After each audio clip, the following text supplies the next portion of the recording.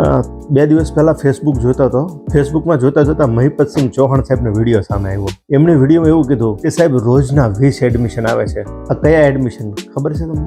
નાના બાળકોના નહોતા કીધા, પણ વડીલોને માતા પિતાને મૂકવા આવતા હતા પેલા લોકો. હવે કેવો ચિંતાનો વિષય. આ ગુજરાતમાં એક વૃદ્ધાશ્રમ ખુલે છે, 2 વર્ષની અંદરનો વૃદ્ધાશ્રમ, 2-3 વર્ષમાં, તો ડેઈલીના 20 એડમિશન થઈ ગયા. શીખવાનું શું છે આમાંથી? કેવો ચિંતાનો વિષય અને કેવું શીખવા જેવું છે કે જો ગઠપણનું આયોજન અત્યારથી નહીં કર્યું તો કેવા પછતાવાનો વારો આવશે. હું ઘણીવાર લોકોને ત્યાં જતો હોઉં છું, ત્યાં એ લોકોને વાત કરું કે ભાઈ કંઈક પ્લાનિંગ કરો. જો તમારી ઉંમર 40થી ઉપર થઈ ગઈ હોય તો તમારે રિટાયરમેન્ટનું પ્લાનિંગ કરવું જોઈએ. તો કે હવે એ પ્લાનિંગ બધું છોકરો કરે છે, અમારા હાથમાં કોઈ નિર્ણય નથી.